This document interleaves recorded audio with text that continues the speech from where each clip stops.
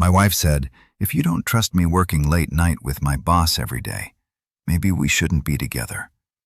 I replied, "You're absolutely right." Then I accepted the job transfer to New York. I'd been declining for her. When she texted, "What are you doing this weekend?" I sent a selfie from John F. Kennedy International Airport for years. That's how long I'd been married to Julia. And let me tell you, I thought we had our shit together. Sure, we weren't some fairy tale couple posting Instagram stories every 5 minutes about our perfect love. But we were solid. Or at least, that's what I kept telling myself while watching my wife transform into someone I barely recognized. It all started innocently enough.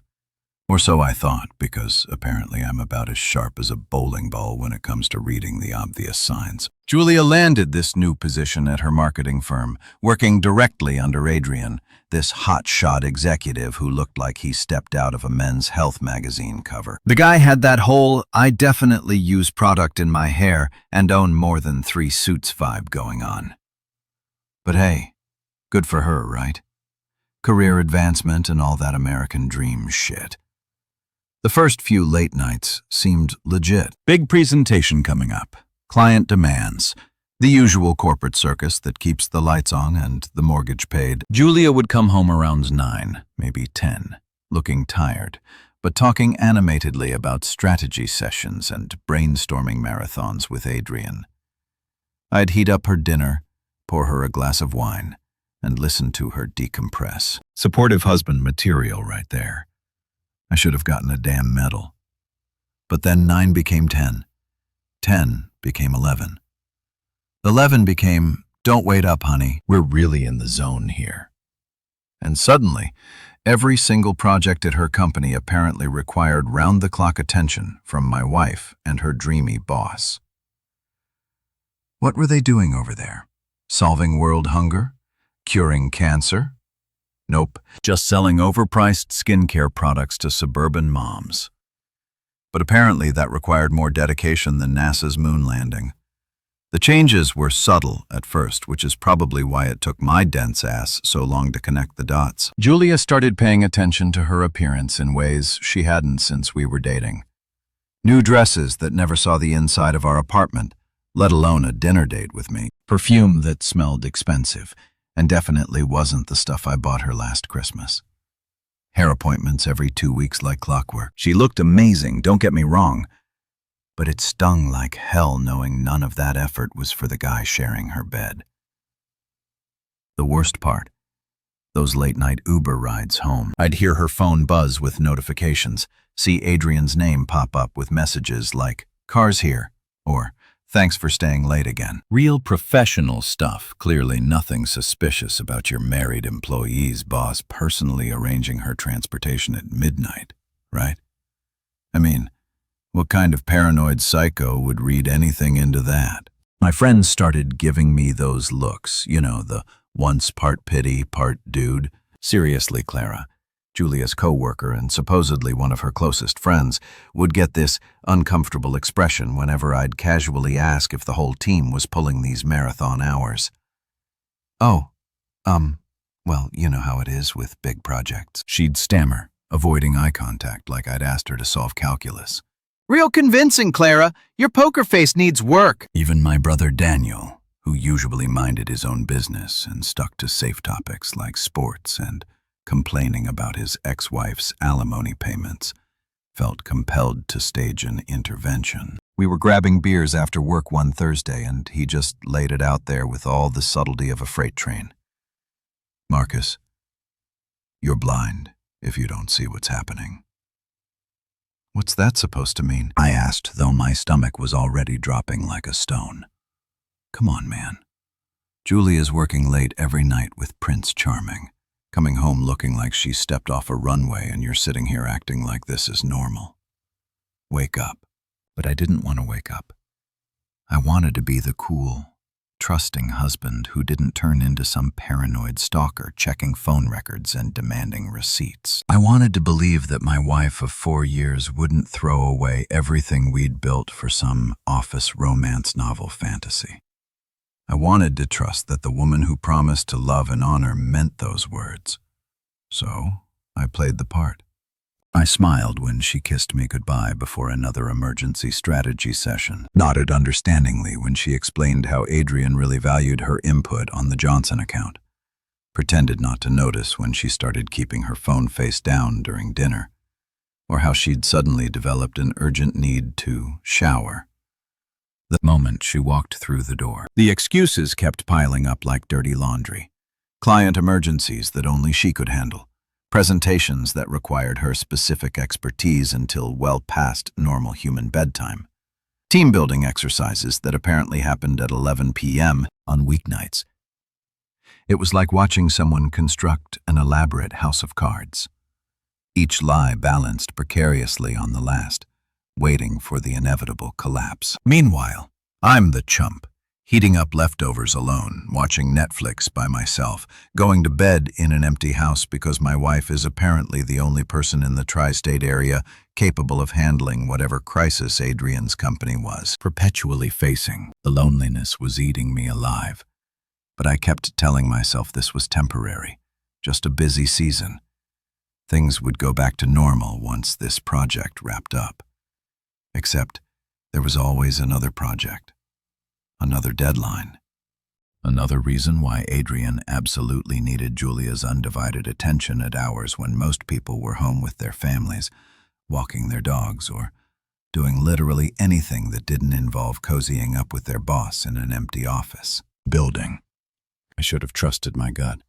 Should have listened to Daniel, to Clara's awkward stammering, to every red flag waving in my face like a matador's cape.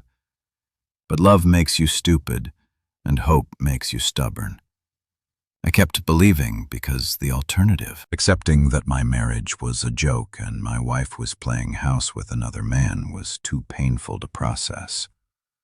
For years of marriage, and this is what it came down to, me alone in our apartment, wondering if the woman I'd promised my life to was ever coming home. While my wife was busy playing corporate Cinderella with Prince Adrian, I was getting my own fairy tale offer. Except this one actually involved real money and didn't require me to pretend I was blind. Harold Peterson, my boss for the past 3 years, and a straight shooter who looked like he'd stepped out of a 1950s business manual, had been dangling this New York opportunity in front of me like a carrot on a stick. The first time he brought it up was during one of our quarterly reviews, right around the time Julia's late nights were becoming a regular Tuesday through Thursday affair. Harold leaned back in his leather chair, the kind that probably cost more than my car payment, and dropped the bomb with characteristic bluntness. Marcus, I'm going to cut to the chase here. Corporate wants you in Manhattan. Regional director position, overseeing the entire East Coast operation. We're talking a 70% salary bump, company apartment overlooking Central Park, full relocation package, and enough responsibility to make your head spin in the best possible way. I nearly choked on my coffee. 70%. That wasn't just a raise, that was life-changing money. The kind of cash that could pay off our student loans, maybe even let us think about buying instead of renting. But before I could even process the numbers, my brain went straight to Julia mode. That's incredible, Harold. But my wife's got her career here. Her family's all local and she's really building something with her current company. The words came out automatically, like some kind of programmed response. Good husband Marcus always putting his wife's needs first, even when she was probably planning her next late-night strategy session with Mr. Perfect Hair. Harold gave me this look, part disappointment, part, "Are you kidding me right now?" He'd been in corporate long enough to recognize when someone was making excuses and he wasn't buying my supportive spouse routine. Marcus, let me be clear about something. Opportunities like this don't grow on trees. Hell, they don't even grow in greenhouses with perfect conditions and daily fertilizing. This is the kind of position people spend decades working toward, and they're offering it to you at 32. You sure you want to pass this up for someone else's comfort zone? But I did pass it up, like an absolute champion of self-sabotage. I smiled, shook his hand, and told him I was flattered but couldn't make that kind of move right now. Harold looked like I just told him I preferred root canals to promotions. But he nodded and said he'd keep the position open for a few weeks just in case I came to my senses. That night, I went home to an empty apartment. Shocking, I know, and tried to imagine telling Julia about the offer. In my fantasy version, she'd be excited, maybe even proud that her husband was being headhunted for such a prestigious role. We'd spend the evening talking about our future, about the adventures we could have in the city, about how this could be the fresh start we didn't even know we needed. Reality, of course, had other plans. Julia strolled in at 11:47 p.m., looking like she'd been styled by a team of professionals, smelling like expensive perfume and somebody else's cologne. When I mentioned the New York opportunity carefully, like I was diffusing a bomb, she barely looked up from her phone. "That's nice, honey, but you know I can't just abandon everything I've built here. My career is finally taking off." And Adrian says, "I have real potential for advancement. Plus, Mom would literally have a heart attack if we moved that far away." Adrian says, "Those two words was starting to make my eye twitch. When did my wife's boss become the oracle of career wisdom? When did his opinions start matching more than her husband's once-in-a-lifetime opportunity?" A month later, Harold approached me again. This time he wasn't taking no for an answer quite so gracefully. "Marcus, I'm going to be straight with you because I like you and I'd hate to see you make a mistake you'll regret for the rest of your life. The company is restructuring this New York position. It's not just a promotion anymore, it's a lifeboat. The regional offices are consolidating, which means your current role might not exist in 6 months. You can either take the golden parachute to Manhattan, or you can update your resume and hope someone else appreciates your talents as much as we do." The subtext was crystal clear. Take the job, or start job hunting in a market that was about as friendly as a pack of hungry wolves. But even with that gun to my head, my first instinct was still to consider Julia's feelings. How could I uproot her life? How could I ask her to leave her blossoming career with Adrian, I mean her marketing firm, just because my job was disappearing? I asked for another week to think it over. Harold agreed, but I could see the frustration in his eyes. He was offering me a chance to run with the big dogs, and I was acting like he'd asked me to relocate to Mars. That week was hell. Every night, Julia came home later and more distracted. Every morning, she left earlier and more dressed up. I felt like I was living with a beautiful stranger who occasionally shared my bed and split the utility bills. Meanwhile, Harold's offer sat on my mental desk like a blinking neon sign. Escape route available. Terms and conditions apply. I started doing the math. The salary bump would mean financial security I'd never experienced. The apartment in Manhattan was worth more in monthly rent than I currently made in 3 months. The career trajectory was the kind of thing that opens doors for decades.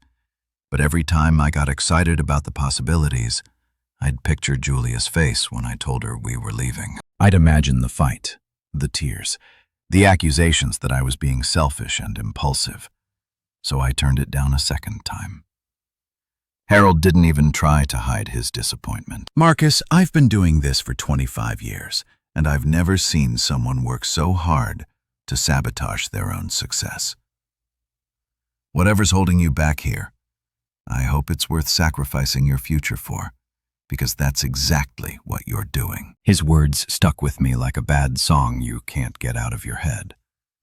Every time Julia texted that she'd be late again, every time she came home smelling like someone else's life, I heard Harold's voice asking if it was worth it. Every time I ate dinner alone or went to bed in an empty house, I wondered if I was the biggest fool in the tri-state area.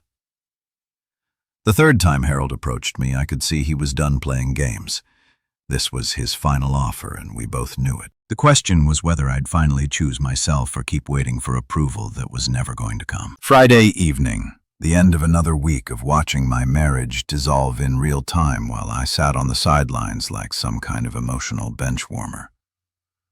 Julia was in our bedroom, preparing for what had become her weekly ritual, getting dolled up for another urgent project with Adrian.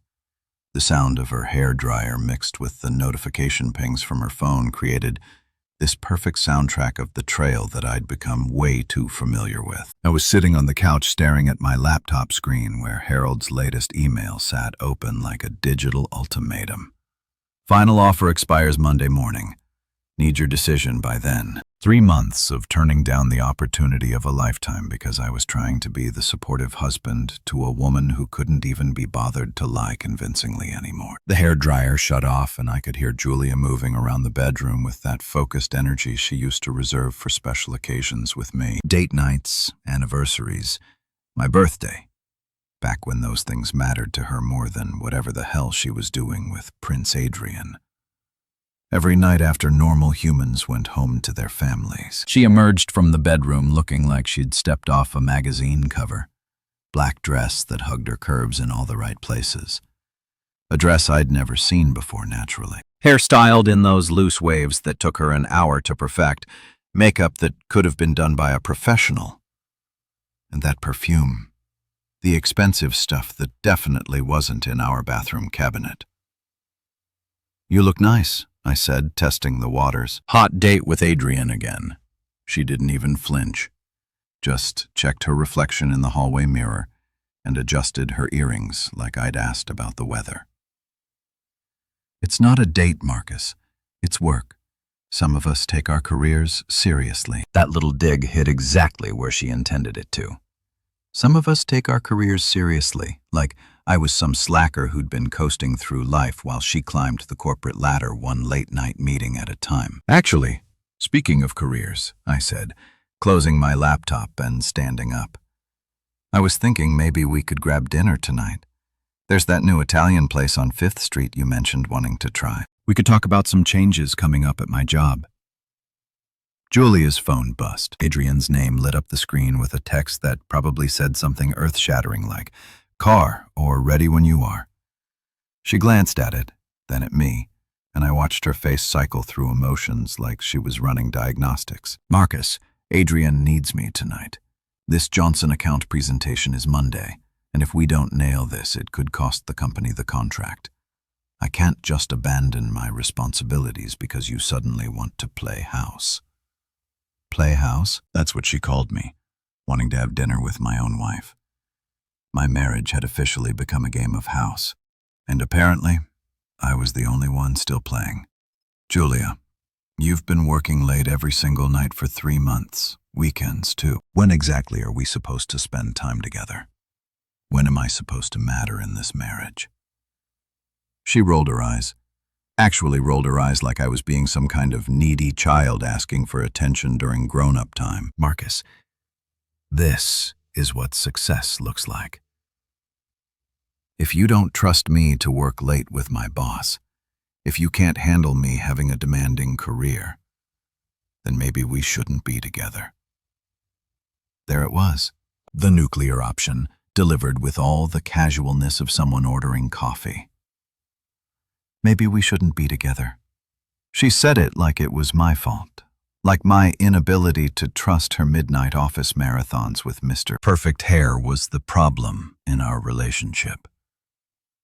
I felt something shift inside me, like a switch being flipped or a door being slammed shut. For months I've been twisting myself into knots, trying to be understanding, trying to support her career growth, trying to ignore every red flag waving in my face like a matador's cape. I'd been so busy being the perfect, trusting husband that I'd forgotten I had other options. "You know what, Julia?" I said, my voice surprisingly calm. You're absolutely right. She blinked, clearly expecting me to backpedal into apologies and reassurances.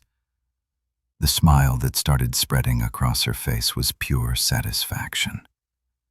She thought she'd won, thought she'd successfully guilt-tripped me back into my role as the compliant husband who didn't ask uncomfortable questions. "We shouldn't be together," I continued, watching that smile freeze like a glitch in a video game. Her phone buzzed again. Adrian, no doubt, wondering where his favorite employee was. But for once, Julia wasn't reaching for it immediately.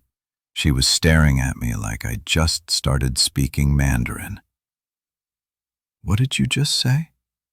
I said, "You're right. If I can't trust my wife working until midnight every night with her boss, if I'm such a burden to your career success, then we definitely shouldn't be together." I pulled out my phone, found Harold's email, and hit reply. My fingers moved across the keyboard with more certainty than I'd felt in months. "Harold, I'll take the New York position. Can start in 2 weeks. Thanks for your patience." The send notification sounded like a gunshot in the silence of our apartment. Julia's face went through several expressions at once: confusion, disbelief, anger, and something that might have been panic. "Marcus, what are you doing?" "I'm taking a job in New York. Regional director, 70% salary increase. Company apartment in Manhattan. Remember the opportunity one turned down twice because I thought my wife's happiness was more important than my career?" Her phone buzzed a third time. This time, she didn't even glance at it. "You can't be serious. You're going to throw away 4 years of marriage because you're having some kind of jealous breakdown?" "I'm not throwing anything away, Julia. You already did that. I'm just finally accepting reality instead of pretending that my marriage isn't a joke and my wife isn't screwing her boss. I am not. Save it. We both know what's happening here. The only difference is that I'm finally done pretending I don't know." Her phone rang. Adrian's ringtone. She'd given him his own special sound because of course she had. She stared at it like it might explode, then looked back at me with something approaching desperation. "Marcus, you're being ridiculous. You can't just—" "I can, and I am. Have fun at your meeting tonight. Try not to work too hard." I walked into the bedroom, pulled out my suitcase, and started packing. Behind me, I could hear Julia's phone ringing again. Could hear her frantic, whispered conversation with Adrian. Could hear the reality of her choices finally crashing down around her. For the first time in months, I felt like I could breathe. The sound of my suitcase zipper cutting through the silence was like a period at the end of a very long, very painful sentence. 4 years of marriage, and it all came down to this: me folding clothes while my wife had a panicked phone conversation with her boss/side piece in the living room. "Adrian, I can't come tonight. Marcus has lost his mind. He's packing. He says he's moving to New York." Her voice carried that edge of hysteria that people get when their carefully constructed house of lies starts collapsing in real time. I kept folding shirts, pants, the good suit I'd bought for our anniversary dinner last year. The one where Julia spent half the evening checking her phone for urgent work messages. Everything fit surprisingly well into 2 suitcases, which probably said something depressing about how little I'd accumulated during our marriage. Or maybe how ready I was to leave it all behind. Julia's conversation with Adrian continued in hushed, frantic tones. I caught bits and pieces. "No, you can't come over here. He knows, Adrian. I think he knows. This is a disaster." Yeah, it was a disaster. All right, just not for the reasons she thought. I moved to the bathroom, grabbing my toothbrush, shampoo, the electric razor she bought me for Christmas because apparently my face wasn't meeting her standards anymore. Funny how all these little details suddenly made sense when viewed through the lens of my wife is cheating on me with her boss. By the time I emerged from the bathroom, Julia had hung up and was standing in the bedroom doorway looking like someone had just told her Santa Claus was a lie and the Easter Bunny had gambling debts. "Marcus, stop. Just stop for a minute and think about what you're doing." I am thinking, for the first time in months, actually. Turns out my brain works a lot better when I'm not trying to convince myself that my marriage isn't a complete sham. She stepped into the room, her perfect hair slightly mussed from running her hands through it, her makeup starting to smudge around the edges. The transformation from magazine cover gorgeous to desperate housewife was almost impressive in its speed. "You can't just throw away 4 years like this. Over what? Some paranoid delusion that I'm cheating on you?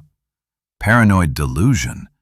I laughed, and it came out harsher than I intended. Julia, you've been working until midnight every single night for 3 months. You dress like you're going to Fashion Week just to sit in conference rooms. You smell like men's cologne when you come home, and your boss personally arranges your late-night transportation. If this is a delusion, it's the most logical one in history. Adrian is my mentor. He's helping me advance my career. God, Marcus, why can't you just trust me? Trust. She wanted me to trust her while she was doing everything short of sending me a PowerPoint presentation titled, "How I'm Cheating on My Husband for Dummies," because trust goes both ways, Julia, and you haven't given me a single reason to trust you in months. Hell, you haven't even tried to be subtle about it. I zipped up the second suitcase and set it next to the first one. 2 bags for years of marriage, reduced to 2 pieces of luggage and a growing sense of relief that scared me with its intensity. Where are you even going to stay tonight? Hotel. Harold's arranging temporary housing until the company apartment is ready. Harold knew about this. Harold's been trying to save my career while you've been destroying my marriage. Yeah, he knew. Julia's phone buzzed again. Adria, no doubt, wondering if the coast was clear for their regularly scheduled programming. She glanced at it, then back at me, and I watched the exact moment she realized she had to choose between dealing with her imploding marriage and keeping her boss happy. She chose her boss. Of course she did. I have to. Adrian's waiting, and this presentation really is important. Sure it is. Don't let me keep you from your very important work. She grabbed her purse, checked her reflection in the mirror one more time, and headed for the door. But she stopped at the threshold, turning back with what I assumed was supposed to be her final guilt trip. Marcus, I'll cut back on the late nights. If it bothers you so much, we can work this out. You don't have to run away to New York. Run away like I was some scared kid fleeing the scene, instead of a grown man making a strategic career move while escaping a toxic marriage. Julia, the only thing that bothers me is that you think I'm stupid enough to believe your lies. Have fun with Adrian tonight. Try to keep it professional. She left, actually walked out the door to go spend the evening with her boss while her husband packed up his life and prepared to move across the country. The symbolism was so perfect it almost hurt. I called a locksmith 24-hour service because apparently there's a market for people who need to change their locks on a Friday night. Guy showed up an hour later, took one look at my suitcases in the general vibe of domestic apocalypse, and got to work without asking questions. Probably wasn't his first marriage-ending lock change. While he worked, I packed up Julia's stuff, not out of spite. Well, not entirely out of spite, but because the lease was in my name and I wasn't interested in being her storage facility while she figured out her next move. Her clothes, her books, her collection of overpriced skincare products that apparently weren't working their magic on her conscience. Everything fit into boxes surprisingly easily for years of shared life, and her stuff barely filled 6 cardboard containers. Made me wonder if she'd been mentally checked out of this marriage longer than I realized. My phone started buzzing around 11 p.m. Text after text from Julia, each one more desperate than the last. Marcus, this is insane. You can't just change the locks. I'm your wife. You can't kick me out of my own home. You're having a breakdown. You need help. I'll quit my job if that's what you want. Adrian means nothing to me. It's just work. Please don't throw away our marriage over a misunderstanding. You're scaring me. This isn't like you. That last one made me laugh. This isn't like you. She was right. The old Marcus would have been a doormat, would have apologized for being suspicious, would have convinced himself that midnight strategy sessions with dreamy bosses were totally normal in the modern workplace. But the old Marcus was an idiot who nearly flushed his career down the toilet for a woman who couldn't even be bothered to lie convincingly about her affair.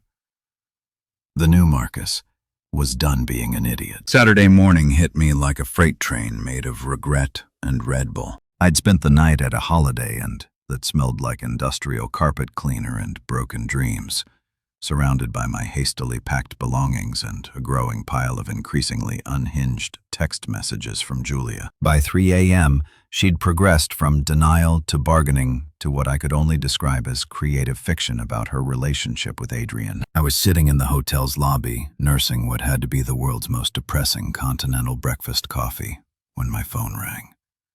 Noah's name popped up on the screen, and I almost didn't answer. Noah was one of those friends who somehow always knew when your life was imploding. Usually because he had connections everywhere and a talent for being in the right place at the right time to witness maximum drama. Marcus, dude, please tell me you're sitting down for this. I'm eating stale bagels in a hotel lobby at 8 in the morning. Trust me, I'm prepared for bad news. Okay, so you know my cousin Jake works at Julia's firm, right? He's in accounting, keeps to himself, but he goes to the same gym as some of the marketing guys. I felt my stomach drop somewhere around my shoes. Noah, if you're about to tell me something I don't want to hear, you need to hear this, man. Jake was at the gym yesterday doing his usual treadmill thing when he overheard Adrian bragging to some other douchebag about his late-night partner. And get this, he's not even trying to be subtle about it. He's talking about hotel receipts, talking about how gullible some husbands are, talking about... Stop. I set down my coffee cup before I threw it across the lobby. Just stop for a second. But Noah was on a roll, and apparently he'd been saving this information like ammunition for exactly this moment. Marcus, there's more. Jake started paying attention after that. And these guys have been talking about you specifically. Adrian's been calling you the clueless husband in group chats. There are screenshots, man. Screenshots of him mocking you for being too trusting. The hotel lobby started spinning slightly. All those nights I'd convinced myself I was being paranoid, that I was the problem, that I needed to trust my wife more. Turns out I was the punchline of some corporate bullshit joke. The faithful husband who heated up dinner while his wife was getting her back blown out by her boss. Send them to me, Marcus. Send me the screenshots, Noah. 10 minutes later, my phone lit up with a series of images that felt like getting punched in the soul. Group chat messages between Adrian and what looked like half the marketing department, complete with laughing, crying emojis and commentary that made my skin crawl. Another late night with a married one faced with tears of joy. Does her husband actually believe the overtime story? Guys, either the most trusting man alive or the dumbest. Either way, works for me, man. Shrugging. Hotel receipts are tax deductible if it's for client meetings, right? Winking face. Poor bastard probably thinks she's employee of the month material. There were dozens of messages spanning weeks, detailed jokes about my marriage, speculation about how long it would take me to figure it out, even a betting pool on whether I'd ever grow a spine and leave her. Adrian had turned my personal life into office entertainment, and apparently, everyone was having a blast watching the show. The worst part? Julia wasn't just a passive participant in this humiliation. There were screenshots of her messages, too. Complaining about having to keep up appearances at home, joking about how I was getting suspicious, but was too nice to actually do anything about it. Marcus is asking questions about why I'm working so late. Might need to dial it back for a week or two. He wanted to go to dinner tonight, face with rolling eyes. Had to pretend I cared about his day for 20 minutes before I could leave. Adrian says, the Johnson account excuse is getting old. Need new material for why I can't be home before midnight. My wife, the woman I'd been married to for 4 years, the woman I'd turned down life-changing career opportunities for, had been treating our marriage like an inconvenient obstacle to her extracurricular activities. I wasn't even a person to her anymore. I was just Marcus, the annoying husband who asked too many questions and wanted too much attention. I forwarded all the screenshots to Julia with a single word. Interesting. Then I turned off my phone and sat in that lobby for 2 hours, watching families check out with their luggage and their weekend plans, wondering how the hell I'd become such a joke for years of marriage. and I'd been living in a sitcom where I was the bumbling husband who didn't know his wife was screwing around. Except it wasn't funny, and I was the only one who didn't know the punchline. When I finally turned my phone back on, I had 17 missed calls from Julia and about 30 text messages that started apologetic and rapidly devolved into full-scale panic. Where did you get those messages? You're taking them out of context. Adrian was just joking around. You know how guys talk. Those messages don't mean anything. You can't trust Jake. He's always been jealous of Adrian. This is invasion of privacy. You had no right to get those screenshots. I never said anything bad about you. Those messages are fake. Marcus, call me back. I'm coming to the hotel. Which hotel are you at? You can't just ignore me. I'm your wife. Adrian is nothing to me. It was just a mistake. Please don't leave me over some stupid office gossip. I love you. Doesn't that mean anything? Fine. Ignore me. But you're destroying our marriage over lies. I can't believe you're choosing strangers over your own wife. You're having a mental breakdown, and you need help. This is emotional abuse. You're punishing me for having a career. The progression from panic to anger to desperation to blame was almost impressive. She'd managed to hit every stage of getting caught in a lie, complete with gaslighting and victim blaming. Classic cheater's playbook, executed with the precision of someone who'd probably been practicing these responses in case this day ever came. I deleted all the messages without responding. Let her panic. Let her wonder. Let her experience even a fraction of the uncertainty and confusion she'd been putting me through for months. My phone rang again. Julia's ringtone, the one I thought was cute when we were dating, now sounded like nails on a chalkboard. I sent it straight to voicemail and started packing my stuff. I had a flight to New York tomorrow, and I wasn't about to miss it for any more of Julia's creative explanations about why betraying your spouse was actually a sign of career ambition. Some bridges deserve to be burned. Sunday morning, the day of my flight to New York, I was finishing up my last-minute packing when the sound of aggressive door pounding shattered the peaceful silence of my hotel room. Not knocking, pounding, the kind of rhythmic hammering that suggested someone was either having a medical emergency or was about to star in their own episode of When Wives Attack. I already knew who it was before I opened the door. What I didn't expect was the full delegation. Julia stood front and center, looking like she hadn't slept in 3 days, flanked by her mother, Linda, a woman who'd never met a boundary she couldn't cross, and her sister, Brooke, who had apparently been recruited as backup moral support for this little intervention. Marcus Anthony Coleman. Linda announced using my full name like I was 10 years old and had been caught stealing cookies. We need to talk right now. They pushed past me into the hotel room without waiting for an invitation, which was pretty much standard operating procedure for Linda. The woman had all the subtlety of a bulldozer wearing lipstick and had never encountered a family crisis she couldn't make worse by getting involved. Nice to see you too, Linda. Brooke. I closed the door and turned to face what was clearly going to be an ambush disguised as a concerned family meeting.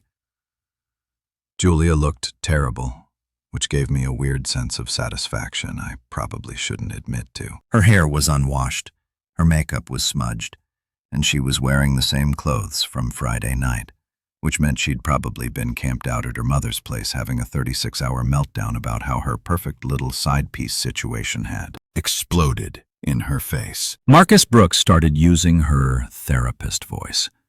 She was getting her master's in psychology, which apparently made her the family expert on everyone else's mental health.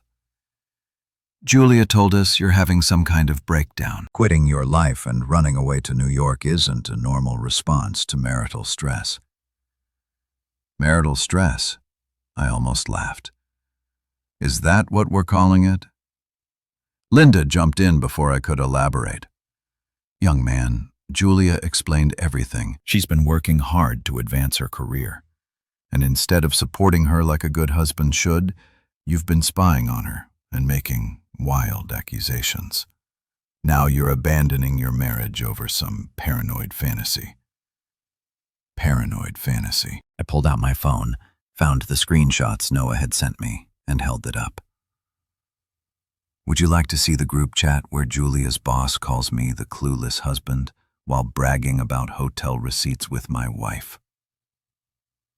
The room went dead silent. Linda's mouth actually dropped open, which was the first time in 20 years I'd seen her speechless.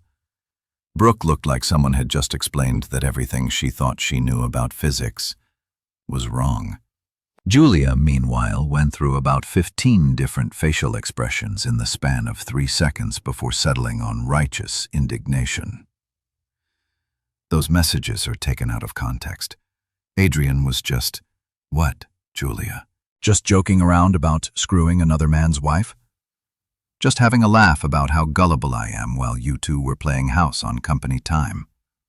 I scrolled through the screenshots, reading aloud some of the choicest quotes. Linda's face got paler with each message, and Brooke kept glancing between me and Julia like she was watching a tennis match where someone was about to get beheaded.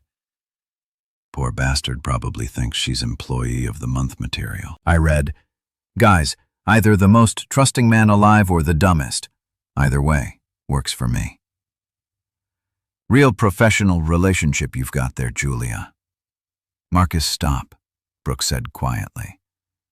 This is what, Brooke? Hard to hear, uncomfortable. Yeah, imagine how I felt living it, while everyone I knew was giving me pity looks and trying to figure out how to tell me my marriage was a joke. Linda had finally found her voice again. "Julia Marie, what in the hell is this?" She was using her daughter's full name now, which meant someone was about to get the lecture of their life. Julia's defense strategy was predictable. Deflect, minimize, blame everyone else. "Mom, those messages don't mean what Marcus thinks they mean. Adrian has a twisted sense of humor, and the guys at work are immature. I never did anything wrong.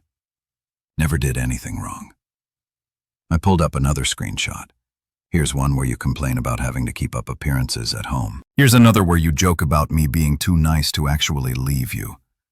What exactly do you call that, Julia? I was venting. Everyone vents about their marriage sometimes to their boss. The same boss you've been spending every evening with for 3 months. The same boss who's apparently been collecting hotel receipts for your client meetings.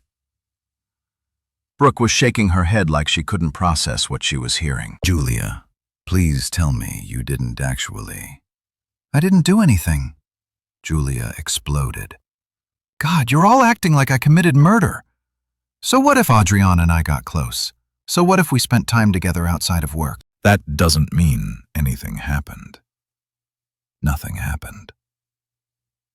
I scrolled to another screenshot. Here's Adrian talking about how the married one gives the best presentations after midnight. Here's him making jokes about soundproofing hotel rooms. What kind of client meetings requires soundproofing, Julia? The silence that followed was deafening. Linda looked like someone had told her that her retirement fund had been invested in Monopoly money. Brooke was staring at her sister with the expression of someone who'd just discovered their childhood hero was actually a serial killer. Juliet tried one last desperate play.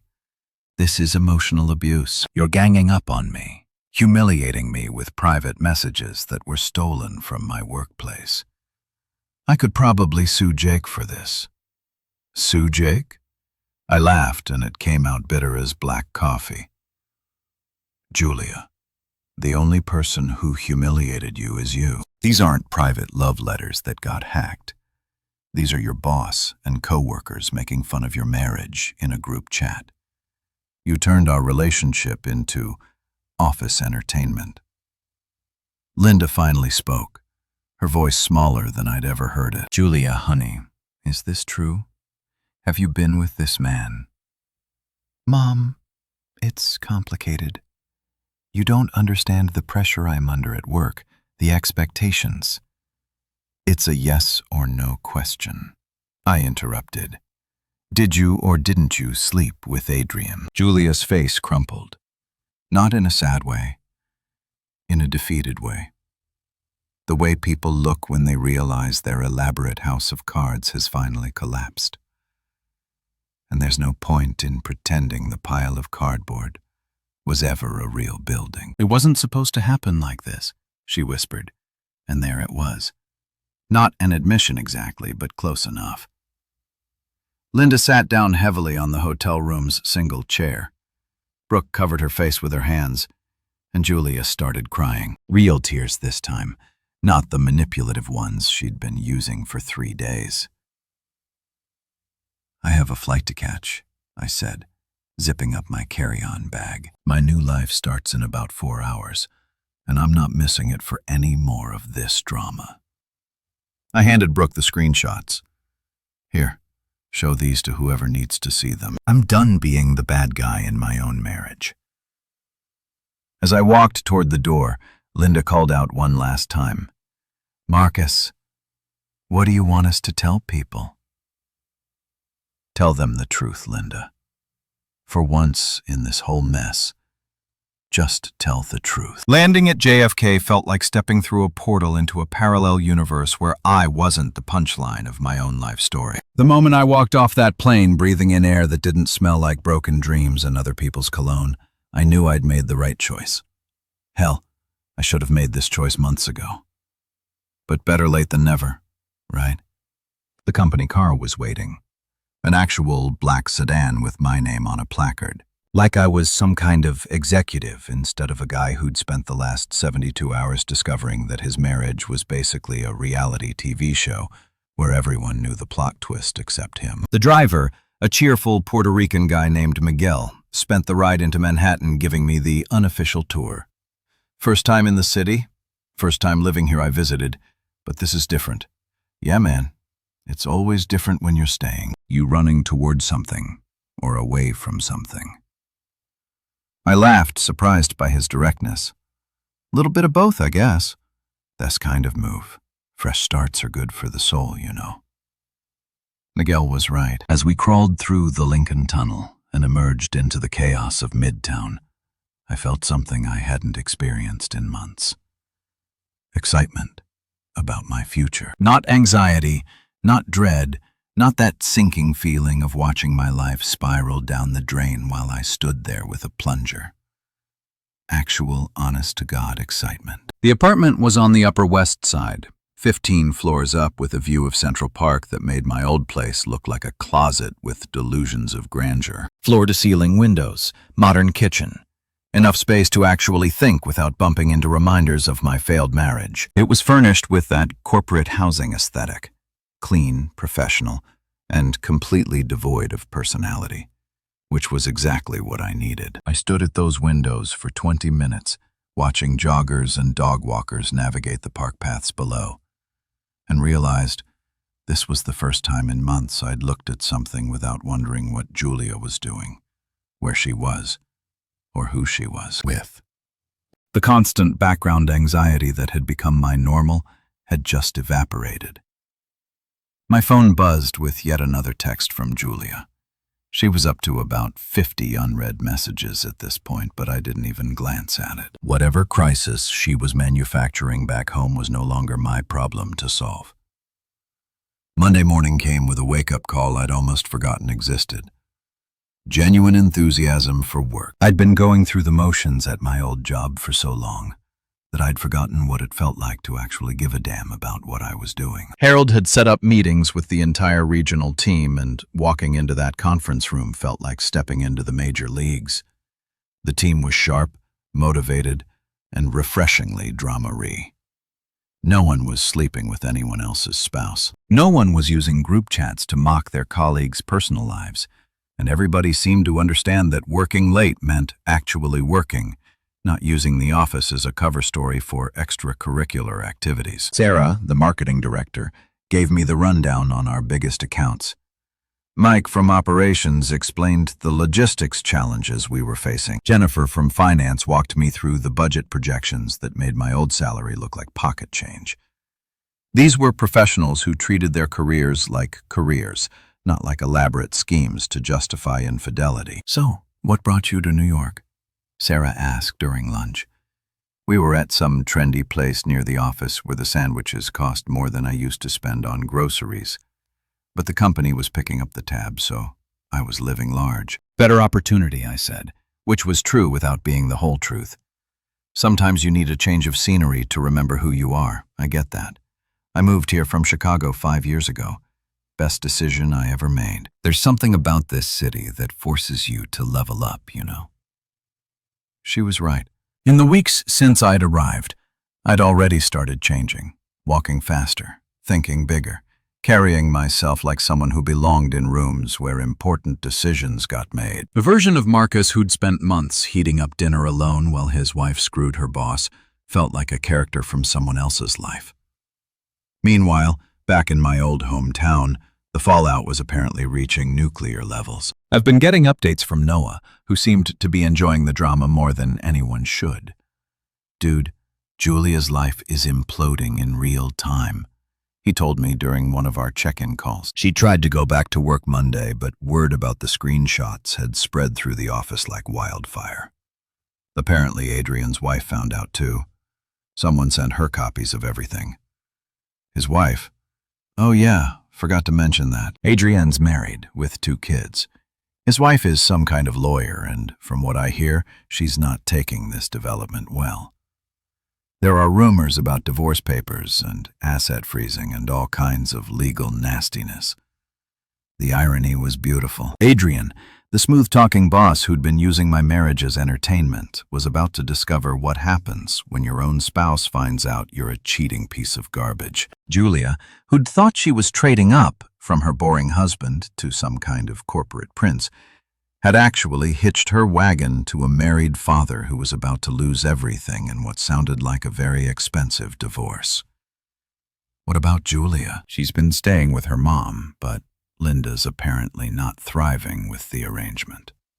Brooke told my cousin that there have been some epic screaming matches about responsibility and consequences and how Julia brought shame on the family. Very old-school Catholic guilt trip stuff.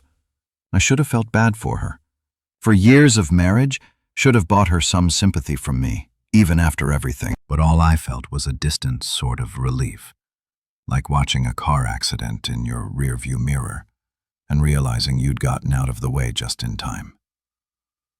The city was working its magic on me. I was sleeping better, eating better, exercising regularly for the first time in years. I joined a gym near the office, started exploring different neighborhoods on weekends, even began thinking about what kind of person I wanted to be now that I wasn't defined by someone else's betrayal. 3 weeks in, Harold flew up from the home office to check on my progress. "You look different," he said as we sat in his hotel bar, sharing what he called a celebration drink for my successful transition. Different? How? Lighter. Like you're not carrying around someone else's problems anymore. That's probably because I'm not good. I was worried about you for a while there. Watching someone with your potential sabotage himself over a relationship that wasn't working was painful. It wasn't that it wasn't working, I corrected him. It was that only one of us was actually in the relationship. Hard to make something work when you're the only one trying. Harold raised his glass to new beginnings and better choices. I'll drink to that. For the first time in months. I meant it.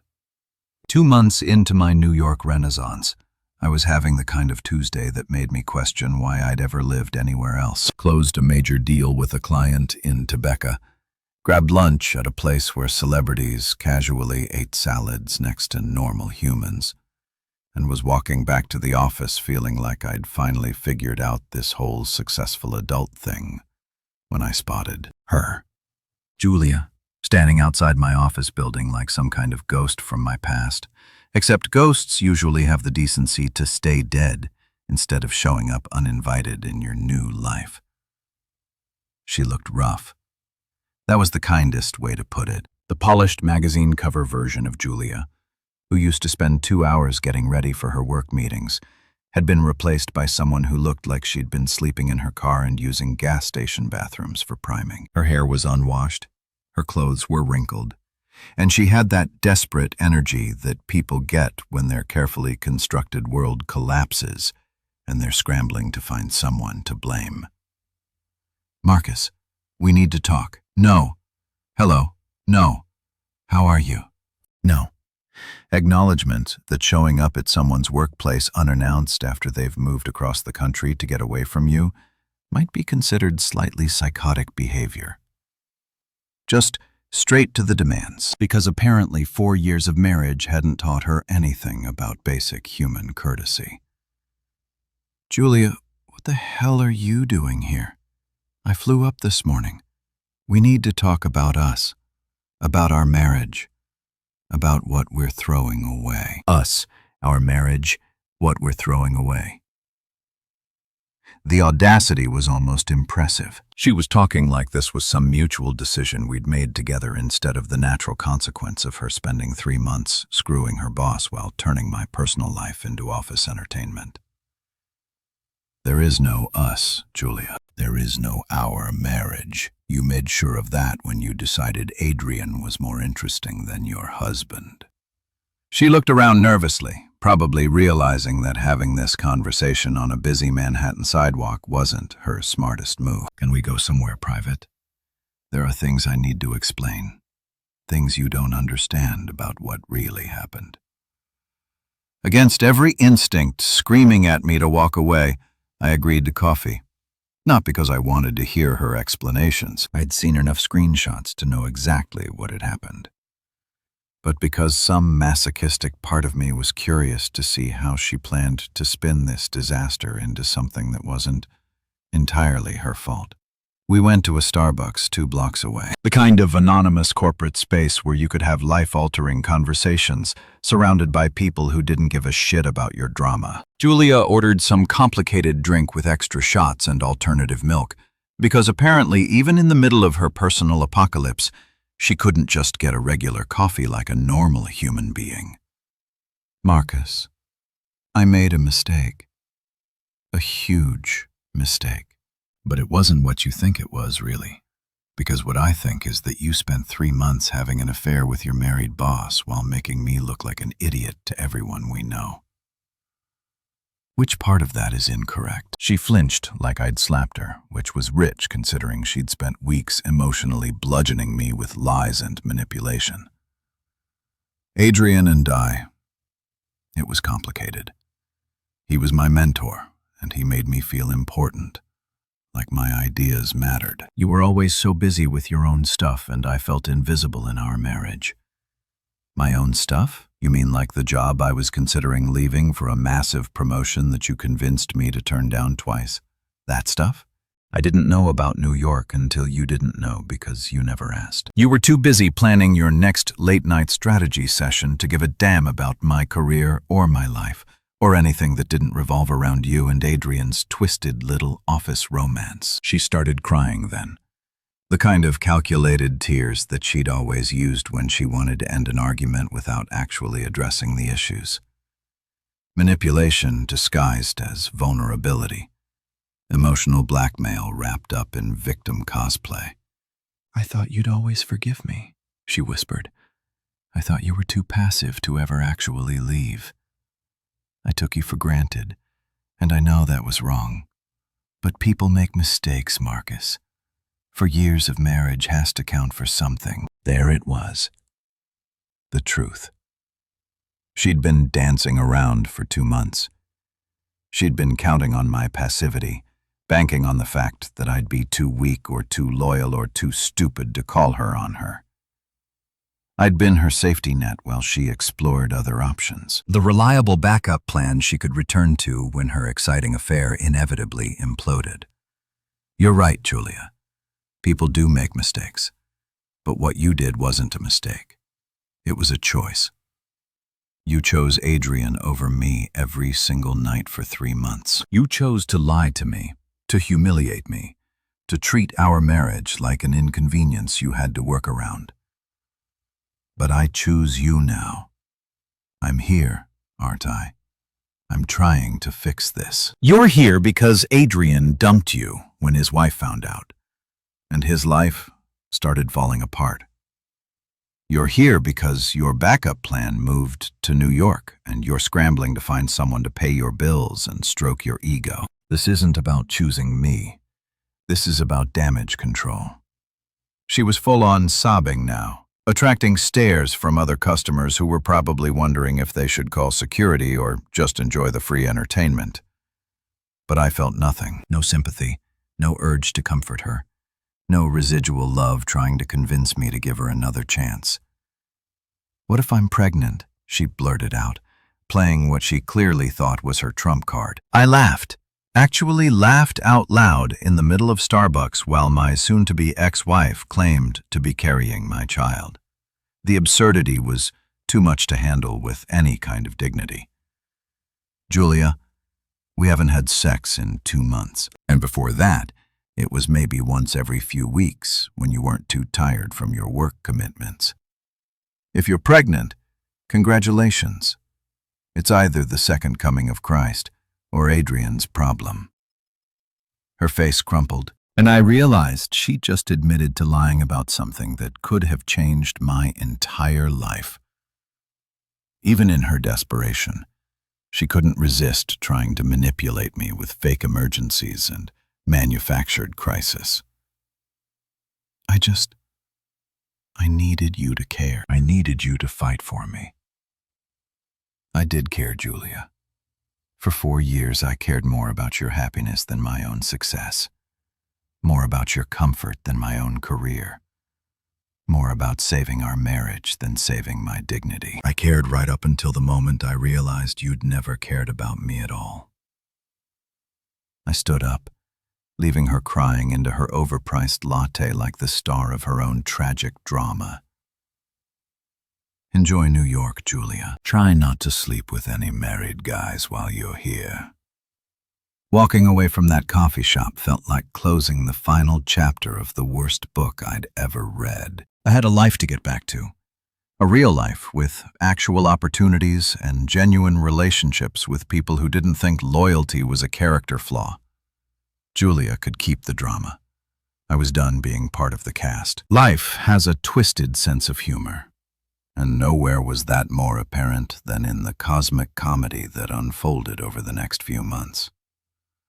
While I was building my new life in Manhattan, better apartment, better job, better everything, Adrian's world was crashing down like a house of cards in a hurricane. And honestly, I had front-row seats to the most satisfying show I'd ever witnessed. The first sign that karma was sharpening her claws came about 3 weeks after Julia's pathetic coffee shop ambush. I was at a networking event in Midtown, the kind of corporate mixer where people in expensive suits drink overpriced wine and pretend to care about each other's quarterly projections. I was actually enjoying myself. Shocking, I know. When I heard a familiar voice behind me, Marcus Coleman. Jesus, what are the odds? I turned around to find myself face to face with Tony Ritchie, a guy I'd known back in college who'd somehow become a hotshot marketing executive. We'd kept in loose touch over the years, the kind of LinkedIn connection that exists purely for professional networking and the occasional happy birthday message. "Tony, what brings you to the big city?" "Just transferred here from Chicago." Got offered a position I couldn't refuse. He grinned and took a sip of his wine. "Actually, funny story. I'm working for the same company your ex-wife does." Well, did. It's a small world, right? My blood went cold. Did. Oh man, you don't know. Julia got canned about 2 weeks ago. Whole thing was a disaster. Apparently she was having an affair with some executive, and when his wife found out, she went nuclear. Hired a private investigator. Got evidence of company resources being used for personal activities. Hotel rooms charged to corporate accounts. That kind of thing. The wine in my glass suddenly tasted like victory with hints of cosmic justice. The guy, Adrian something, got transferred here to New York, but his reputation followed him like a bad smell. Word travels fast in this industry, and apparently everyone knows he's the boss who sleeps with his employees. Not exactly the kind of guy you want leading your team, you know. I nearly choked on my drink. Adrian's here in New York. Yeah, started about a month ago. Poor bastard thought a change of scenery would help. But turns out you can't outrun your own stupidity. His wife cleaned him out in the divorce, took the house, the kids, half his 401k, and enough alimony to fund a small country. Guy went from corner office to studio apartment real quick. The universe was apparently running a special on poetic justice, and Adrian was getting the full package deal. Over the next few weeks, I started hearing Adrian's name pop up in the most delightful contexts. New York's marketing scene was smaller then. People realized, and Adrian's reputation had preceded him like a warning label on toxic waste. At industry mixers, people would literally turn away when he approached. At business lunches, conversations would die when he walked by. The man had become a professional pariah, and he'd earned every bit of it. The best part? He was working for a mid-tier agency now, nothing like the prestigious firm he'd left behind. His new position was basically a lateral move disguised as a demotion. And from what I heard through the grapevine, his new colleagues treated him like he had a contagious disease. Nobody wanted to be associated with the guy who destroyed his marriage and career for some employee's wife. Melissa, Adrian's ex-wife, had gone full scorched earth during their divorce proceedings. She'd not only taken him to the cleaners financially, but had also made sure everyone in their social circle knew exactly why their marriage had ended. Screenshots of his group chat messages had somehow found their way to school parent groups, country club committees, and professional associations. The man couldn't grab coffee without running into someone who knew he was a cheating douchebag. But the real cherry on top of this Karma Sunday came at a charity auction in Soho about 4 months after my coffee encounter with Julia. I was there representing my company, bidding on some art for the office, and generally enjoying the kind of high-end networking event that came with my new position. The crowd was the usual mix of corporate executives, tech entrepreneurs, and people who had more money than sense. I was examining a sculpture that probably cost more than my old annual salary when I felt someone approach from behind. I turned around and there he was, Adrian Martinez, looking like someone had put him through a blender set to life lessons. Gone was the polished executive who'd once bragged about hotel receipts in group chats. This version of Adrian looked tired, desperate, and about 10 years older than his actual age. His suit was nice, but not expensive. His confidence was nowhere to be found, and he had that defeated posture that comes with being professionally and personally destroyed. "Marcus," he said, and I could hear the forced casualness in his voice. "I didn't expect to see you here, Adrian. How's New York treating you?" His smile was about as convincing as a $3 bill. "Can't complain. New city, new opportunities. You know how it is." "Oh, I know exactly how it is. Fresh starts are amazing when you actually deserve them." He flinched and I realized he knew that I knew everything. The screenshots, the group chats, the hotel receipts, the whole sordid mess that had turned his life into a cautionary tale about workplace affairs. "Look, Marcus, about what happened back home, what about it? I think there were some misunderstandings. Some things that got blown out of proportion. Maybe we could grab a drink sometime, clear the air." The audacity was breathtaking. This guy had spent months mocking me in group chats, bragging about screwing my wife, and turning my marriage into office entertainment. And now he wanted to grab drinks and clear the air like we were old buddies who'd had some minor disagreement about sports teams. "You know what, Adrian? I think the air is pretty clear already. Crystal clear, actually. Come on, man. We're both professionals. No reason we can't bury the hatchet and move forward." I looked at him, really looked at him, and saw exactly what he was. A middle-aged man who destroyed his own life for a few months of excitement, and was now desperately trying to convince himself that his catastrophic choices were somehow everyone else's fault. "You're right," I said. "There's no reason we can't move forward. The difference is, I already have. You buried yourself, Adrian. I don't need to bury anything." His face went pale, and I could see the exact moment he realized that I wasn't going to help him rehabilitate his image or pretend his actions hadn't destroyed multiple lives. I walked away, leaving him standing there with his fake smile and his desperate networking attempts. Watching Adrian's fall hadn't been the goal. It had just been a pleasant side effect of choosing myself over a toxic situation. Sometimes the best revenge is just living well while your enemies destroy themselves. 6 months into my New York chapter, I was living the kind of life that people write motivational Instagram posts about. Corner office with a view of the Hudson bank account that didn't give me anxiety attacks, and a social calendar that didn't revolve around wondering where my spouse was spending the night. But the real victory wasn't the professional success or the financial security. It was waking up every morning without that knot of dread in my stomach that had been my constant companion during the final months of my marriage. The updates from my old life came through Noah, who'd apparently appointed himself as my personal war correspondent for the ongoing disaster that was Julia's existence. And let me tell you, the reports were more entertaining than anything Netflix had to offer. "Dude, you're not going to believe this latest development," Noah said during one of our weekly check-ins. "Julia's dating her personal trainer now." Of course she is. Let me guess. He's got abs you could wash laundry on and the emotional intelligence of a golden retriever. Bingo. Guy's name is Chad because of course it is. And he's exactly the kind of meathead who thinks protein powder's a food group. But here's the kicker. He's already cheating on her. The irony was so perfect, it almost hurt. Julia, who destroyed her marriage by cheating with her boss, was now getting cheated on by a guy whose idea of intellectual conversation probably involved comparing pre-workout supplements.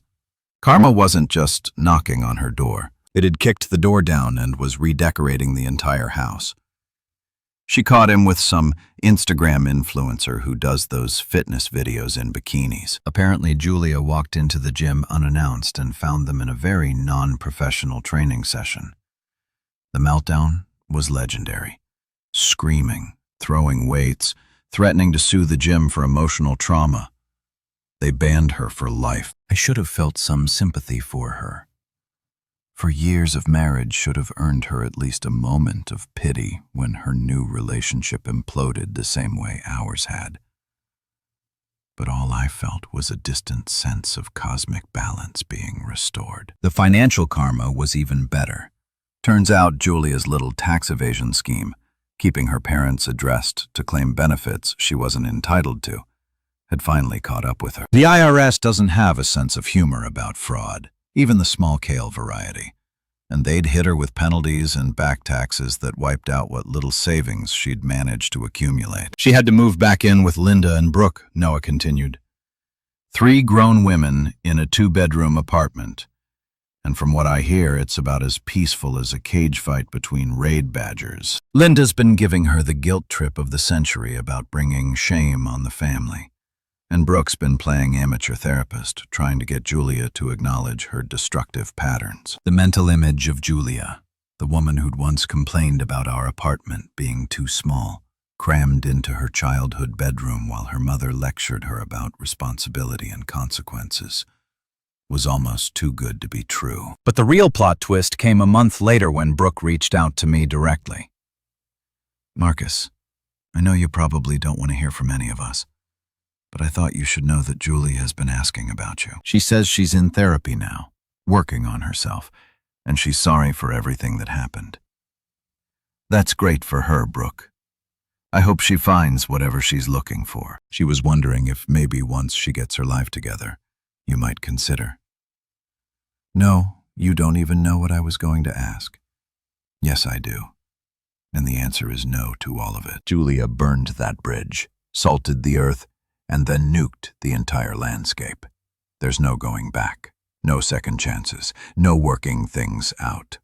I'm done. Brooke was quiet for a moment. She really is different now. The therapy seems to be helping, and she's starting to understand how badly she hurt you. Good for her. Personal growth is important, but it doesn't undo 4 years of taking me for granted, 3 months of cheating, and weeks of lying to my face while her boss made jokes about my marriage. I'm glad she's getting help, but her healing journey doesn't include me. That conversation was liberating in a way I hadn't expected. For months, I've been waiting for the other shoe to drop, for Julia to find some new way to disrupt my peace or drag me back into her drama. But hearing myself say those words out loud, hearing how final and certain they sounded, made me realize I was truly done. Not angry done or hurt done, but actually completely peacefully done. My 6-month performance review came with another raise and the offer to make my New York position permanent. Harold flew up from the home office to deliver the news personally, and we celebrated at a steakhouse that probably cost more per meal than I used to spend on groceries in a week. You know, Marcus, I've been doing this for 30 years, and I've never seen someone bounce back from a personal crisis the way you have. Most people would still be wallowing in self-pity or trying to win their ex back. You just moved on. Sometimes the best thing you can do is cut your losses and bet on yourself instead of waiting for other people to figure out your worth. Well, whatever you're doing, keep doing it. The company's taking notice, and there are bigger opportunities coming down the pipeline. But the biggest opportunity hadn't come from work. It had come from the most unexpected place of all. 3 weeks earlier, I'd met Leah at a bookstore in Brooklyn. She was an editor at a small publishing house, had a laugh that made me forget my own name, and possessed the revolutionary quality of being exactly who she claimed to be. Our first date was coffee that turned into dinner, that turned into a 6-hour conversation about everything and nothing. Our second date was a comedy show in the village where she laughed at my terrible jokes and made better ones of her own. By the third date, I realized I'd forgotten what it felt like to be with someone who actually wanted to be there. Leah didn't work late with mysterious bosses. She didn't have secret group chats where she mocked my existence. She didn't treat our relationship like an inconvenience to be managed around her real priorities. She was just present, honest, real. "You know what I like about you?" she said one evening as we walked through Central Park, the same park I could see from my apartment windows. "My devastating good looks and humble personality. Your peace. You've got this calm confidence, like you know who you are and you're comfortable with it. It's attractive as hell." Peace. That wasn't a word anyone would have used to describe me a year ago. A year ago, I was the guy who heated up dinner alone while his wife screwed her boss. The guy who turned down life-changing opportunities to accommodate someone else's lies. The guy who was so afraid of being alone that he stayed in a relationship that was slowly killing him from the inside. Standing there in Central Park with Leah, looking up at the skyline of a city that had given me back my life, I realized that Julia had been right about one thing. If I couldn't trust her working late with her boss, we shouldn't have been together. She was absolutely right, and choosing myself had been the best decision I'd ever made. Number 4.